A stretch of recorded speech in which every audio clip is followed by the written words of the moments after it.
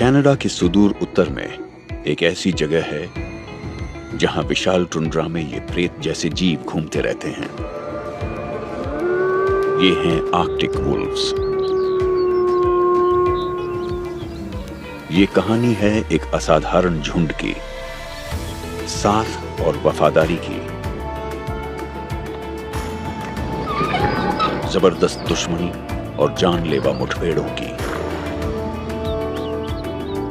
नई जिंदगियों और समर्पित मांओं की। पर यहां खुराक दुर्लभ है और भेड़ियों को इसे पाने के लिए लंबी लंबी दूरियां तय करनी पड़ती हैं। तो ये दुनिया की सबसे मुश्किल जगहों में से इस एक में जिंदा कैसे रहेंगे? White wolves, ghosts of the Arctic.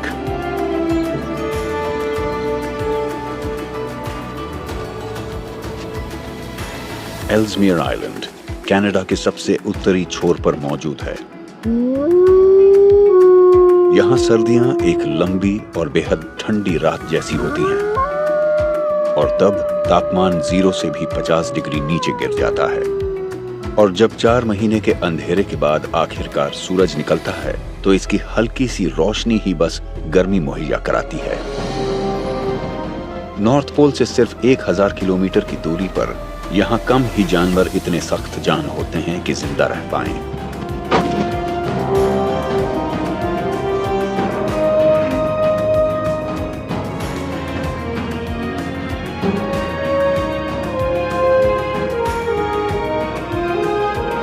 ये है यूरिका पैक का एक युवा आर्कटिक वुल्फ जो हमेशा खुराक की तलाश में रहता है। एल्समेयर में जीना आसान नहीं है। शिकारी भी और शिकार बनने वाले भी दोनों ही यहाँ जिंदा रहने के लिए बराबर संघर्ष करते रहते हैं और दोनों ही एक से बढ़कर एक हैं।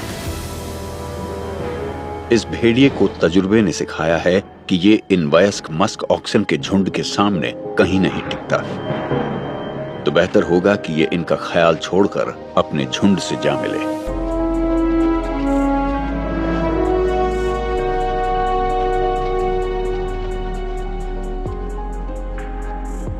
यूरिका पैक ने 2 हफ्ते पहले एक बुल मस्क ऑक्स का शिकार किया था और ये उसी के बचे खुचे हिस्से को निपटा रहा है। मार्च के आखिरी दिन है और ये भेड़िए इस साल अभी तक तो खुशकिस्मत ही रहे हैं। सर्दियों में बहुत ज्यादा बर्फ पड़ने से काफी सारे मस्क ऑक्सन कमजोर हो गए थे,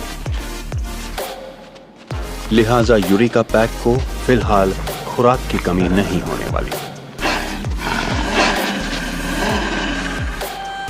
उनके झुंड एक फैमिली जैसे होते हैं जिसमें कई पीढ़ियां एक साथ रहती हैं।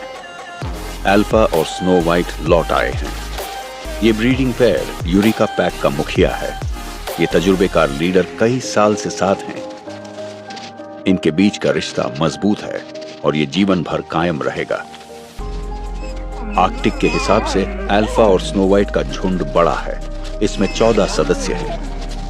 इनकी इतनी बड़ी फैमिली इनकी महारत, अनुभव और समर्पण का सबूत है।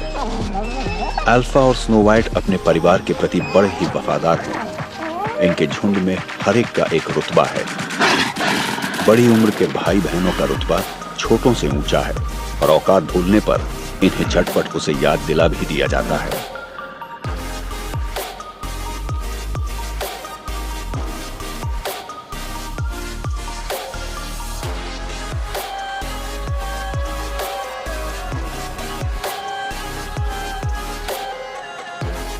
दूसरे गिने चुने जानवर ही इस बर्फीले इलाके में साल भर रह सकते हैं।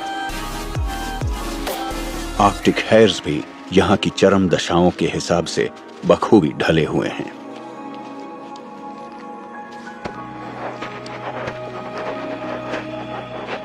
सर्दियों में इन्हें खुराक पाने के लिए बर्फ को खोदना पड़ता है।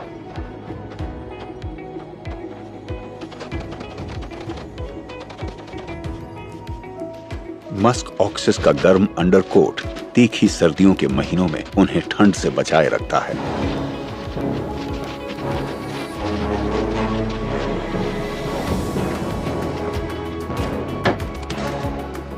ये अपनी हिफाजत अपने बड़े बड़े सींगों और सख्त सर से करते हैं। ये अकेली मादा पिछले 2 हफ्तों से इस इलाके में आती रही है। दरअसल ये अपने बच्चों के लिए एक मांद बना रही है।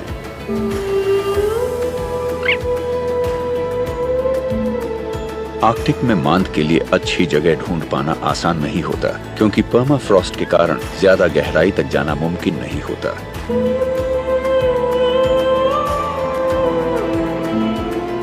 इसकी उथली मांद एक छोटी नदी घाटी में छिपी हुई है। ये यहाँ अपने नए बच्चों को गर्म, सूखा और सुरक्षित रख सकती है। ये इस समय एकदम अकेली है, क्योंकि इसका साथी खुराक लाने गया है।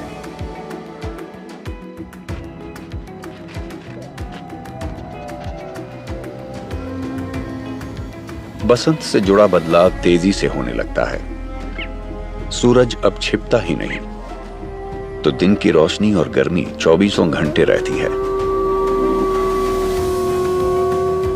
पर क्योंकि बर्फ पिघल रही है, सिर्फ इससे जिंदगी आसान नहीं हो जाती।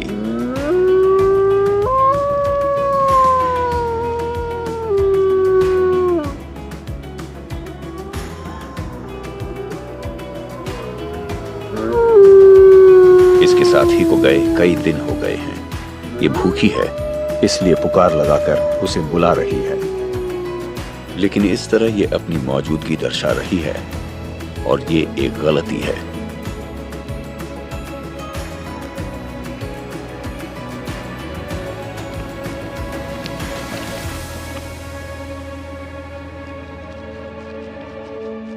इसकी तरफ अजनबी भेड़िए बढ़े आ रहे हैं।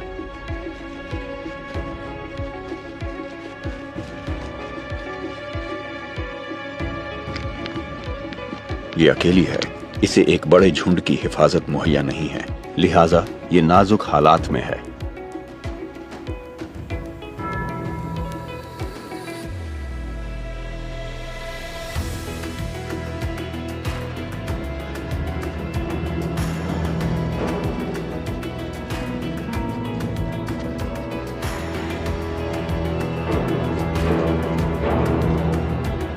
ये एक और ब्रीडिंग पेयर है और इसके बच्चे वयस्क हैं। हाउलिंग के जरिए इसने इस झुंड को चौकन्ना कर दिया जब ये गश्त पर निकला हुआ था। इसे मालूम नहीं था कि इसने एक प्रतिद्वंद्वी झुंड के इलाके में अपनी मांद बना ली है।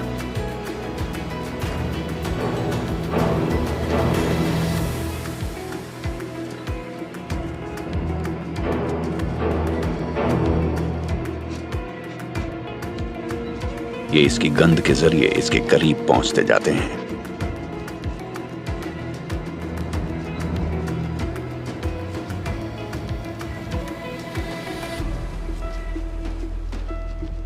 इन्हें अभी इसकी मांद नहीं मिली है, पर ये उसके काफी नजदीक पहुंच चुके हैं।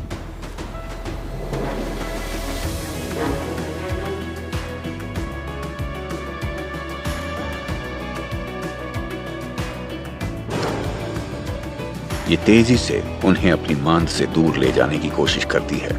अगर ये इस कोशिश में नाकाम रही तो इसके बच्चे मारे जाएंगे।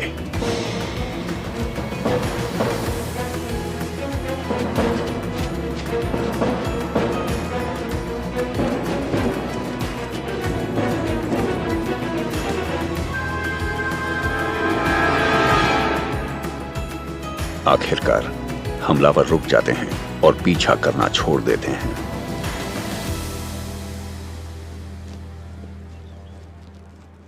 शायद अब बच्चे सुरक्षित हैं, पर क्या वाकई? पीछा करने वाले मुड़कर घाटी की तरफ चल देते हैं।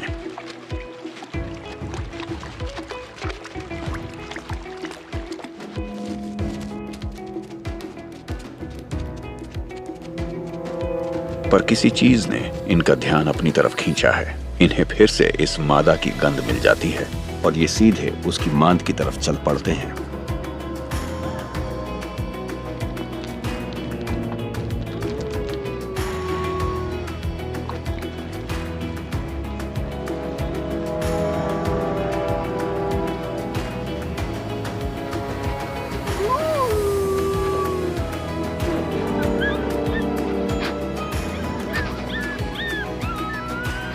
पहले मादा मांद में दाखिल होती है, तो ऐसे में अंदर मौजूद बच्चों के बचने का सवाल ही नहीं है।